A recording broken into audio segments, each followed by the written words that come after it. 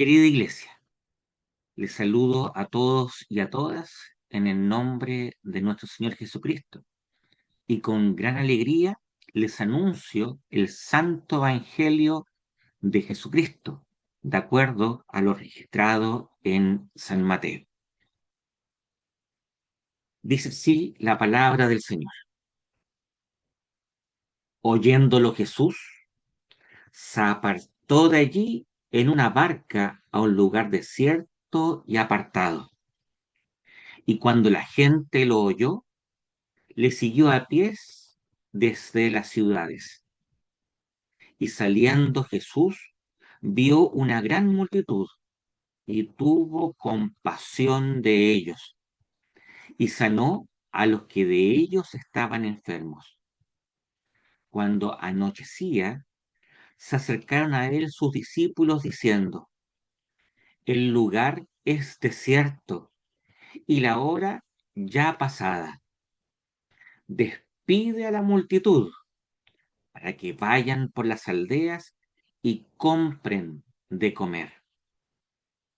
Jesús les dijo, no tienen necesidad de irse, dadle vosotros de comer. Y ellos dijeron, no tenemos aquí sino 5 panes y 2 peces. Y él les dijo, traédmelos acá. Entonces mandó a la gente recostarse sobre la hierba. Y tomando los 5 panes y los 2 peces, y levantando los ojos al cielo, bendijo y partió, y dio los panes a los discípulos, y los discípulos a la multitud. Y comieron todos, y se saciaron, y recogieron lo que sobró de los pedazos, 12 cestas llenas. Y los que comieron fueron como 5.000 hombres, sin contar las mujeres y los niños. Querida iglesia, lo que acabamos de leer es la palabra del Señor. Bien, pues vamos a asomarnos un poco a lo que el texto nos está comunicando en este domingo, Día del Señor. Quizás lo primero que debemos decir es algo respecto a la primera frase, cuando dice que oyéndolo Jesús se apartó de allí. ¿A qué se está refiriendo? Si usted apunta en su mirada a lo que está directamente anterior al texto que acabamos de proclamar, nos vamos a encontrar con la muerte de Juan el Bautista, que es narrada por la comunidad de Mateo de una forma que todos nosotros conocemos, cuando la hija de Herodías baila y le pide, eh, instigada por su madre, la cabeza del Bautista sobre una bandeja. Y Herodes accede a ello, asesinando al profeta. ¿Y qué es lo que piensa Herodes respecto a Jesús? Herodes piensa que Jesús es Juan Bautista revivido. Por lo tanto, cuando llega la noticia de la muerte de Juan el Bautista por medio de las noticias a los oídos de Jesús, él sabe que está en peligro. Jesús lo que hace es escapar de la intención ambiciosa de este poderoso injusto, salvando su vida. Esto no es la primera vez que ocurre. De hecho, la palabra que se ocupa aquí para apartarse aparece ocupada en otras partes del Evangelio de San Mateo, y particularmente cuando hace referencia a la huida de José, María y del recién nacido niño a Egipto. Por lo tanto, la palabra, que aquí aparece traducido como que se apartó, tiene que ver con una huida prudente para salvarse de la persecución. Jesús se aparta prudentemente a un lugar desierto para huir de los esbirros que matan profetas. Aquí nos encontramos con una realidad que a veces soslayamos. Jesús es un perseguido. Jesús no pertenece al grupo de personas que es honrada por parte de los poderosos, sino que muy por el contrario, es temido por ellos. ¿Por qué? Porque los poderosos a lo largo de toda la Biblia sufren de aquellos que son profetas. ¿Por qué? Porque el profeta, junto con anunciar el reino de Dios, denuncian todo aquello que va en contra de los valores del reino. Juan el Bautista denunció los abusos de poder de Herodes. Jesús de Nazaret hace lo mismo. Por lo tanto, Jesús como profeta no puede caerle bien a los poderosos. Por eso es que tiene que huir. Jesús de Nazaret se dirige a un lugar desierto. Y fíjense la actitud de la gente sencilla, gente que no lo sigue ni en barco, ni en burro, menos a caballo. La gente que lo sigue a pie, bordeando el lago. Esta gente que venía de los poblados aledaños, pueblitos chicos, hoy día diríamos caseríos, donde está la gente que no tiene mayor fuerza o mayor riqueza que la fuerza de sus músculos. Gente sencilla, gente que como Jesús pertenece al pueblo de la tierra. Como decíamos hace un par de sermones atrás, los Amharets, el pueblo de la tierra, que era la categoría social a la que pertenecía Jesús. Gente que era campesina, recolectora, eh, maestros chasquillas, como era el Señor, un tectón, un albañil, que iba haciendo cosas, no un carpintero que construía casas, ni menos muebles, sino que más bien alguien que va levantando muros de adobe, haciendo zanjas, reparando techos. Bueno, Jesús eh, era de la misma categoría social de esta gente que le sigue. Recuerde usted que estamos en el norte de Israel, donde están todos estos malvivientes que no viven de acuerdo a las leyes del templo y que son considerados impuros por parte de los ciudadanos más del sur, que están cerca del templo de Jerusalén.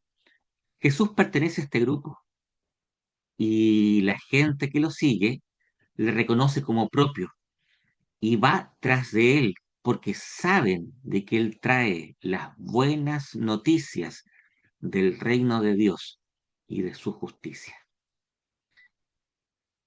¿Qué es lo que hace Jesús? Fíjense, siente compasión por estas personas y no una compasión meramente intelectual que de alguna forma, como un maestro de sabiduría, viene a impartir sus conocimientos a este pueblo que busca ser más inteligente. No, el texto no dice eso. Dice que Jesús siente compasión y que empieza a sanar a los enfermos. Fíjense, Jesús no es un filósofo como lo entendemos quizás hoy día, en donde lo ven muchos como un maestro, como un profesor que viene a enseñar cosas muy altas, elambicadas de comprender. Jesús es alguien que anuncia con su palabra y con sus hechos la realidad del reino de Dios. Y el reino de Dios es el buen vivir, la vida plena, la vida abundante, como luego entenderá la comunidad de Juan. Esta vida que se ve limitada por las enfermedades, estos cuerpos que sufren. Jesús, ¿qué hace? Sana la materia, lo muy concreto de la corporalidad de las personas. ¿Qué más concreto que el cuerpo? ¿Qué más material que el cuerpo? Jesús se dedica a eso, a sanar. Y no se queda con eso. Fíjense lo que va a hacer a continuación. Va a alimentar nuevamente, no una cuestión etérea, trascendente, que está más allá en los conceptos perdidos eh, y abiertos para la inteligencia solo de algunos. No, hambre, hambre que siente el cuerpo, hambre de alimento, alimento que es tan material como es nuestra carne. Jesús ve la enfermedad del cuerpo y ve el hambre del cuerpo, es decir, se preocupa por satisfacer, por sanar estas dos dimensiones de este cuerpo que es dañado por la contingencia en la materia. Dios ha venido a darnos vida en abundancia. ¿Cuándo? Aquí y ahora. Por eso es que es tan importante eh, estar junto con el enfermo. Por eso es que es tan importante sanar las angustias de los solos. Por eso es que es tan importante seguir dando esperanza cuando tanta gente sufre porque no sabe qué va a comer mañana o porque tiene trabajos tan precarios que no les permite ahorrar ni una chaucha y no sabe dónde va a vivir dentro de 15 años, porque lo que tiene es el arriendo de una pieza o de una casa que no es suya. Jesús nos invita a estar con los enfermos, a estar con los afligidos y alimentar a aquellas que no tienen pan. La iglesia de Jesucristo, esta imagen en la historia de Cristo mismo, debe hacer lo que él hacía. Y lo vemos aquí muy claramente. Sana a los enfermos y alimenta a los hambrientos. Cosas muy concretas. Si ustedes se dan cuenta un poco más adelante en el Nuevo Testamento, en la carta de Santiago, el hermano de Jesús, cuando se habla acerca de la fe salvadora, se- el escritor hace un comentario hasta un poco gracioso, irónico. Dice que una persona se le acerca a alguien que dice que tiene fe y le dice esa persona que supuestamente tiene fe, ve, sigue, yo estaré orando por ti. Y luego dice de que en realidad la fe que salva, la fe auténtica, es la fe que tiene obras. Y las obras se realizan en lo concreto de la realidad. Yo he insistido mucho sobre esto porque me he encontrado en el camino con personas que tienen una idea equivocada de la fe. Piensan que la fe o el seguimiento de Jesús es una cuestión imaginaria. Y ojo, que lo dice alguien que vive mucho en su cabeza, ¿ya? Entonces yo sé lo que cuesta esto. Cuando en realidad la fe tiene que ver con la acción real sobre personas reales que están hechas a la imagen y semejanza de Dios. Por lo tanto, cuando uno sirve a las personas enfermas y hambrientas, está sirviendo a Cristo. Es Cristo que nos sale al camino. Por lo tanto, cualquier acto de servicio siempre es un acto de adoración. No hay nada más espiritual en el cristianismo que el servicio desinteresado a aquellos que, como dirá en otra parte el evangelista Lucas, no tienen con qué devolvernos el favor. Este es el desafío que Jesús nos hace, vivir como Él vivió. Eh, el escritor de las cartas de Juan dirá de que debemos vivir como Jesús vivió. No es baja la marca que Él nos ha puesto. No nos miramos con respecto a los malos, a los injustos. Ah, que yo soy mejor que el que está en la cárcel. No, yo soy mejor que el chico que se droga. No, que yo soy mejor que esta juventud que está tan perdida. No, que yo soy mejor que, etcétera. No, nuestra medida, nuestra única medida es nuestro buen hermano y Señor, Jesucristo. Continuamos con el texto. ¿Qué dice? Los discípulos se acercan a Jesús y le dicen, maestro, ya se hace tarde ya, y esta gente tienen que comer, y nosotros no tenemos con qué alimentarle. Fíjate, tenemos 5 panes y 2 peces. Jesús es clarísimo. Denle ustedes de comer. Y yo estaba como dándole vuelta a esta petición de Jesús. Y la he formulado a partir de 2 preguntas que le hice en la semana. Eh, ¿Cuáles son nuestros 5 panes y 2 peces? ¿Y qué hacemos cuando Dios nos pide lo que para nosotros es imposible? ¿Qué sentimos? Y quizás para entender eso tenemos que ponernos un poquito en las sandalias de la comunidad que recuerda estos hechos de Jesús y que para ellos, como la memoria es importante, el recuerdo de esta narración les quedó y por eso lo pusieron por escrito.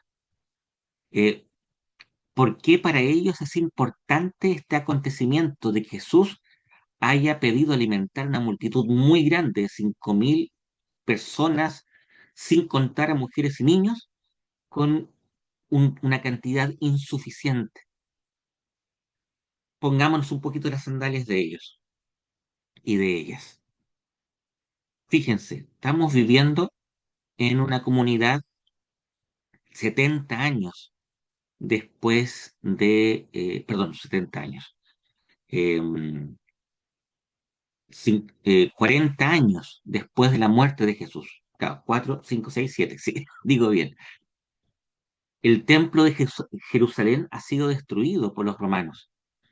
La historia ha golpeado duramente a esta comunidad como los despreciados del judaísmo, estos herejes que han empezado a seguir al crucificado y que dicen de que ese hombre que murió y que todos lo vimos morir, hoy día vive y que subió al cielo y que reina. Pero en la realidad tangible, vamos a decir, de esta comunidad es que son pequeños y que son perseguidos. Ojo, igual como Jesús, que fue perseguido por Herodes. Esta comunidad necesita recordar este signo de Jesús, porque este signo de esta orden de alimentar a una multitud con lo que es insuficiente es el recuerdo constante de que aquello que parece absurdo por las mayorías que no creen, para nosotros es raíz de un milagro.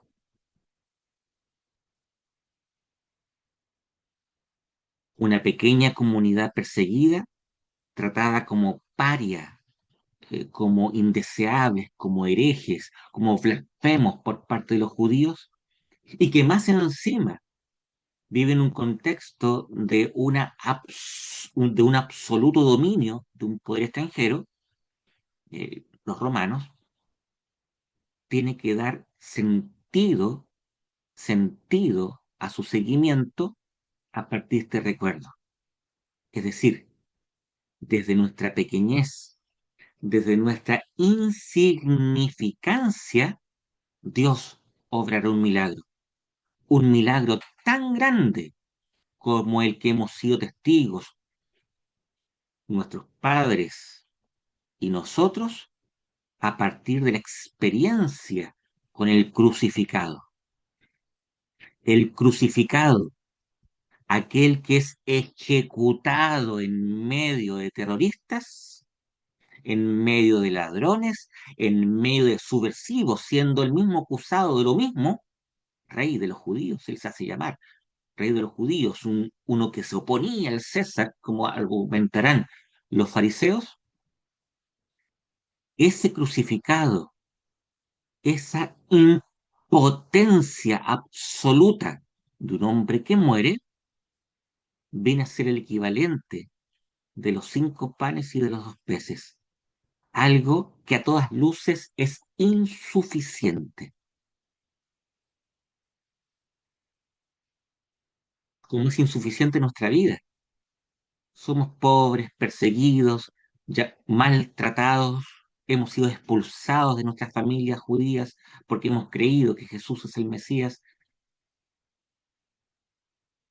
La cruz es el signo más claro de la impotencia que salva. Y esa impotencia salvadora,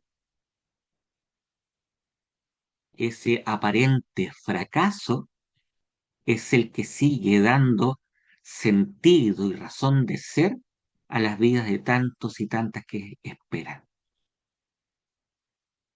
En la comunidad de Mateo, ya a nosotros nos ha pasado lo mismo. No nos alcanzan los 5 panes y 2 peces para alimentar a tantos y a tantas.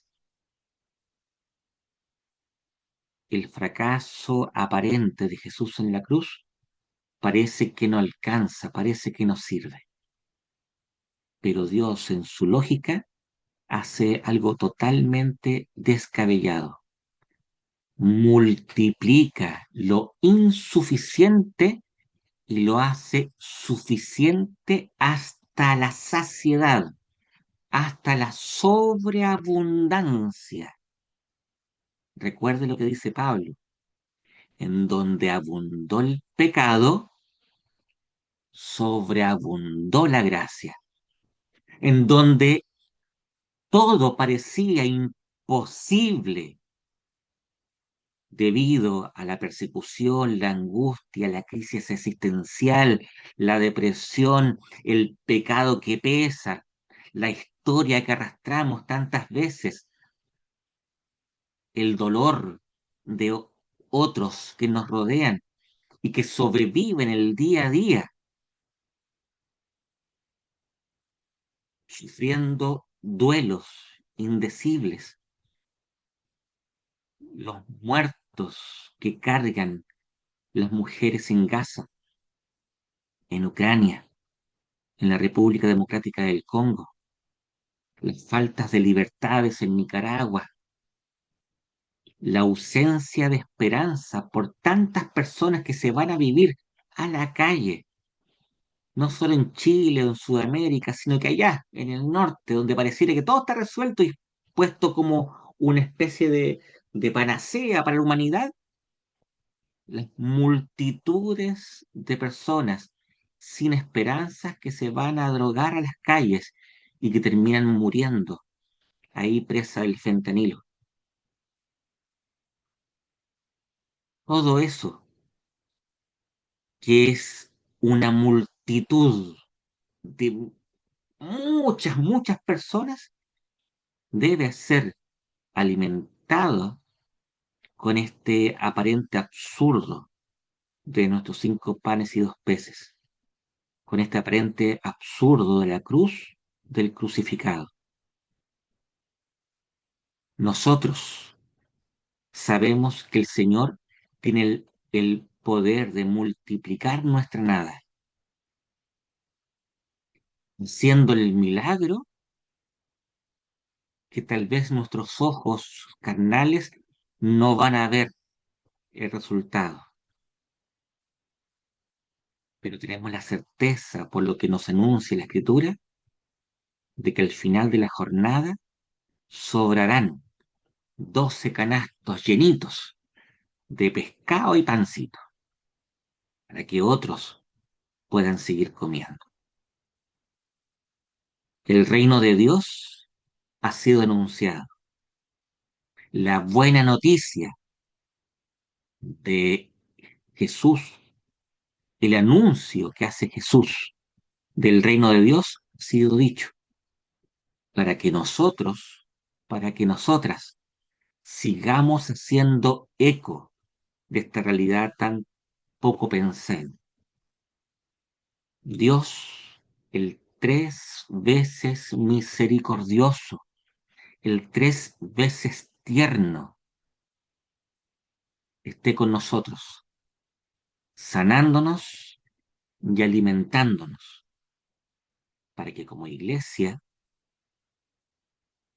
sanemos y alimentemos al resto.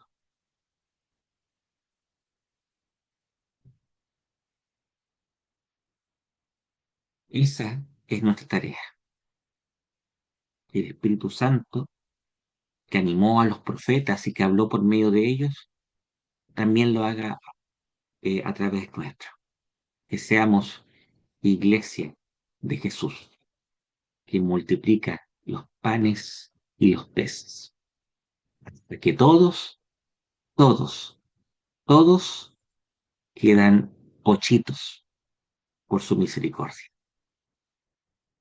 Que el Dios Padre lleno de ternura, que Jesucristo, nuestro hermano, y que el Espíritu Santo, que nos llena de esperanza para que nosotros seamos comunicadores de esa esperanza, sea con cada uno de nosotros, con cada una de nosotras, ahora y por los siglos. Amén. Que tengan un muy lindo domingo.